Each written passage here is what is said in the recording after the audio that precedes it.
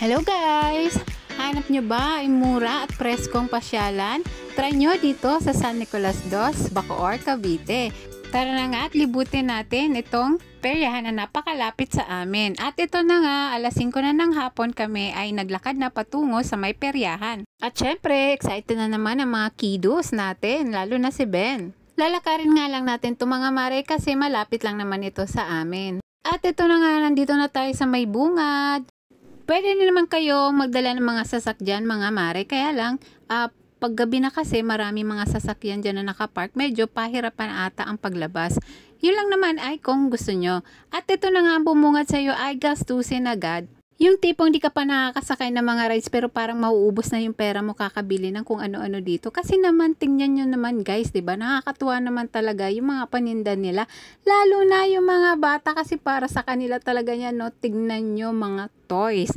Kaya nga naman dyan si Ben nakabuena mano rin. So baka lang gusto nyo magdala ng extra pera para naman makabili kayo nitong mga item nila. At ito na nga, masaya na nga ang bentot kasi meron siyang bubbles. Naglaro nga muna sila dyan guys kasi sarado pa yung pinaka-peryahan. Alas 6 pa raw siya magbubukas.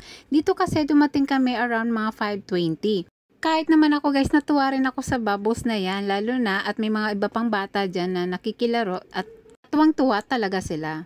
And then mga mare, another extra money na kailangan mong dalhin kasi dito nga marami kang mabibilhang pagkain. Tingnan nyo naman kami nga hindi pa nakakapasok, kaya naman dito tumambay muna kami at bumili ng mango graham shake and hotdog sandwiches overload. Meron din nga silang tapsilog. I-charge nga muna natin ang mga tiyan ng mga bata bago pumasok sa loob. At ito na nga, nagbukas na ang peryahan. Siya nga pala mga mare, 20 pesos each ang entrance dyan at si Ben lang ang free. Tama mga mare, so bali pag meron kayong mga babing kasama, sila ay free sa entrance. Pero meron silang mga rides na pwede rin sakyan. At dahil nga sunset na, yung sanang Ferris wheel, yung unang target namin na sakyan para makita namin yung sunset sa taas. Kasi tingnan nyo naman guys, napakaganda talaga ng sunset to. Kaya lang hindi pa siya pwede. Kasi wina-warm up din ata nila yung Ferris wheel na yan bago ipagamit.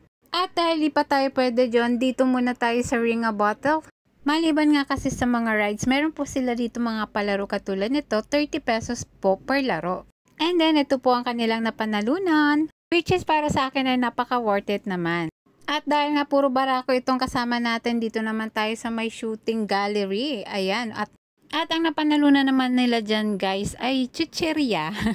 Pwede na rin, nag-enjoy na rin pa rin sila dyan. At ito sa wakas na nga nagbukas na ang Ferris wheel. Kaya naman tayo ay sasakay na guys. 60 pesos naman per rides dito. At hindi man natin nakuhanan guys ang sunset na ating gustong ma-achieve. Tingnan nyo naman, napakaganda ng view sa gabi. Natutuwa nga ako guys dahil sa pagka-colorful nito. Parang feeling ko ay nakakita na rin ako or nakapunta ako ng Disneyland. At isa pang nakakatuwa ay yung kapag nasa itaas ka na talaga ay napaka-presko din mga mare. Sasabi ko talaga guys na napaka-worth it ang pagbisita dito sa peryahan dito sa may San Nicolas II. Pagkatapos naman nga namin sa Ferris wheel, sila kuya na ito mga nagsakay dito, ay di ko nga alam kung anong tawag dito, pero ayan, tuwang-tuwa sila, umiikot yan guys, feeling ko lulang-lula na sila dyan. And habang yung mga kuya ay nagpapakahilo, ito si Ben dahil hindi siya pwede sa mga ganong ride, siya naman ay nag-enjoy dito sa Bumpy Toy Playground. At habang busy doon si Ben, nandito naman sa may Flying Fiesta ba ang tawag dito sa rides na ito, at dito nagpapakahilo ulit ang mga bata. And dito lang kasi pwedeng sumakay sa may Jolly Ride naman si Ben kasi baby siya. So ayun. Dito lang kami nagpaikot-ikot and sa totoo lang mga mare, nahilo nga ako dyan. Hindi na rin sanay ang lola mo. At habang tayo ay nagpaikot-ikot dyan, yung mga kuya nila ay nagjo-joyride na rin. And ayun nga mga mare, nakakatawa kasi sa paikot na ikot na yon, kung ako ay nahilo, si Ben naman ay nakatulog. Siguro dahil napreskuhan din siya mga mare. At ayun na nga, inantay na lang namin matapos sa joyride ang mga kuya. Kami ay dumiretso na pauwi. So sana nag-enjoy din kayo mga guys sa panonood. Thank you very much pa, like and comment naman.